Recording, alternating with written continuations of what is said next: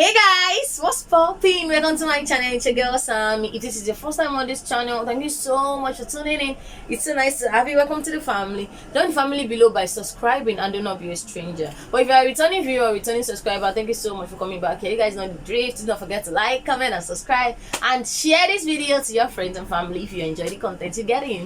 So guys, we're going to be discussing 5 major differences between Nigerian University and Nigerian Polytechnic. So without further ado, guys, let's just jump right into the video. Something great, that's my way. Every single day, I'm gonna make something great. That's my way.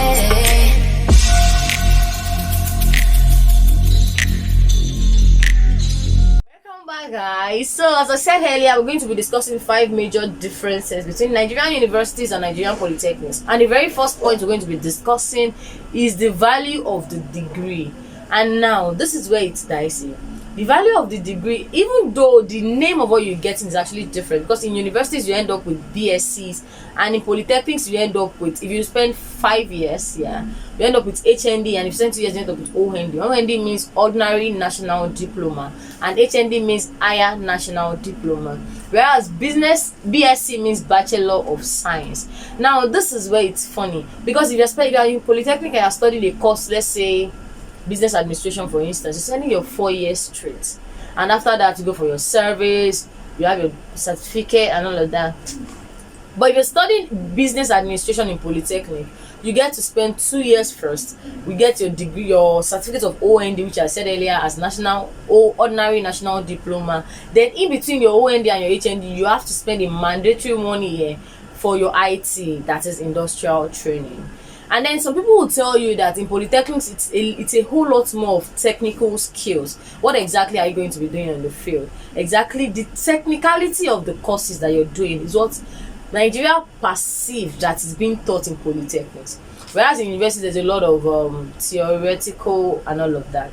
But if you ask me, if you're going to end up spending 5 years in a school to get a particular degree, and outside of that school the degree is still perceived as lesser than BSc, I would always say just go for your BSc.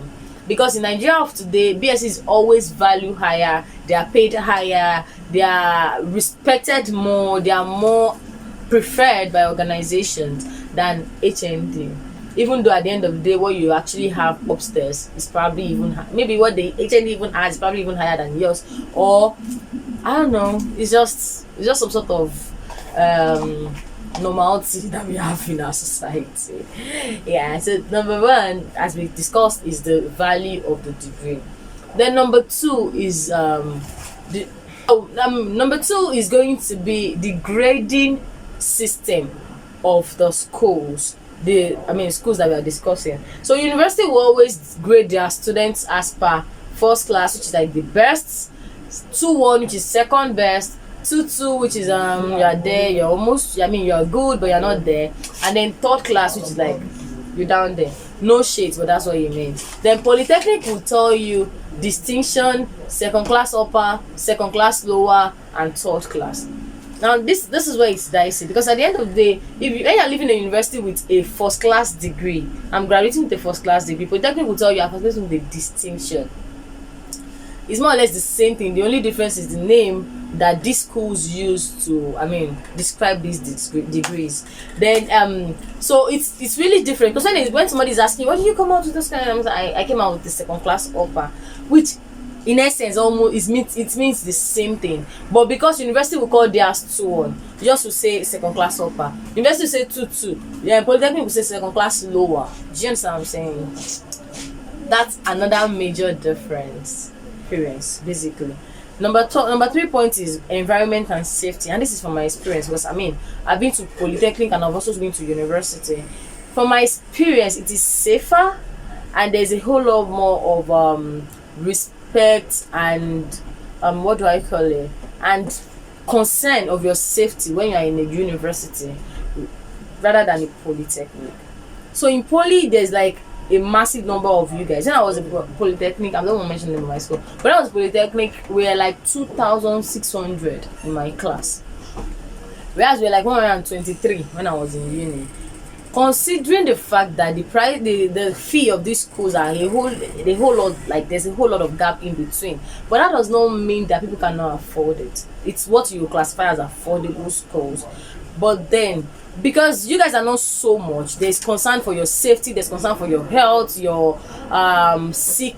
The hospital in the school is a little bit more active. There is a lot of resources and everything they need to take care of you. Like they care more about you when you're in university than in Polytechnic.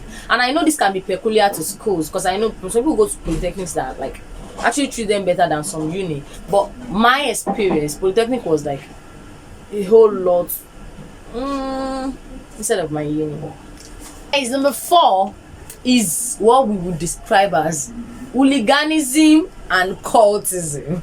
And I think this is a factor of the number of students, really. So when you're in uni and you guys are like 125 and you decide to be a hooligan, or you decide to like start terrorizing your fellow classmates or like people, it's easy to flush you out. Do you understand something? Like, it's easy to say, I mean, you guys are just 100. Who are we looking for? This is his name. You guys probably don't even know each other. Do you understand? But if you are in a school that has 2,500 students in a particular grade and in a department, and I'm even talking B, I was in ND1, ND2B.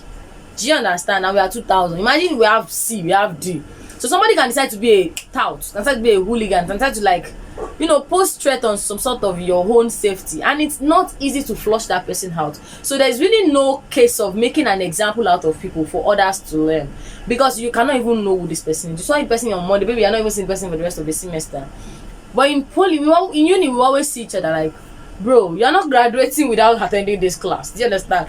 But in a class where you guys are 3,000, the lecturer does not even want you to come in real sense, because it is too much. Do you understand? That's another major difference. That's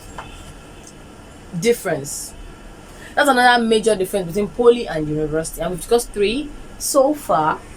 The 4th one, guys, will be in basic terms, length of the degree. So for BSc is usually 4 years, except if you are doing a engineering kind of course, which like take you 5. But for poly, it's usually 5 years, no matter the kind of course. Because there's a mandatory 1 year industrial training. That in that 1 year, you're not even in the school.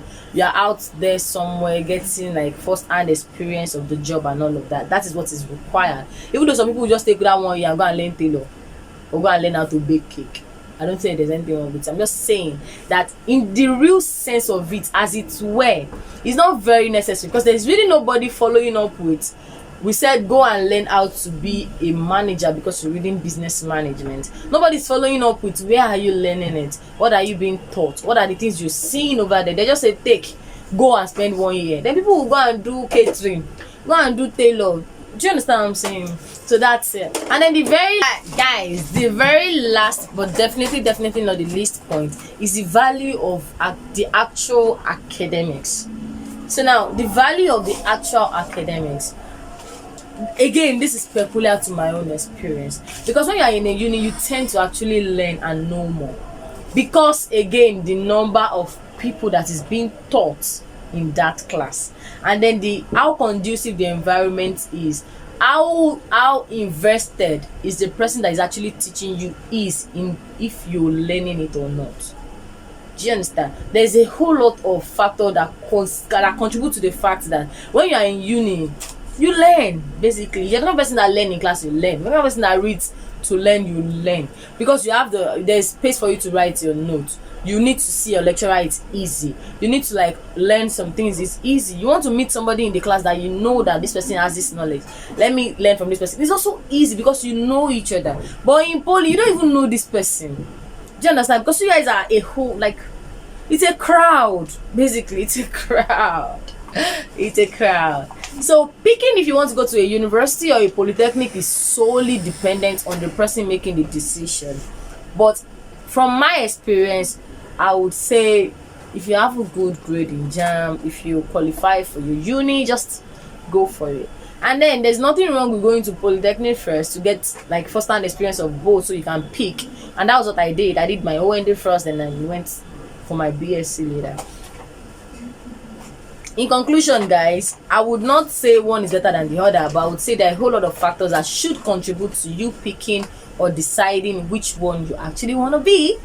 Thank you so much for watching, guys. Thank you so much for watching. Do not forget to like, comment, and subscribe. Subscribe, guys, and share my videos to your family and friends if this is kind of topic you want. Do not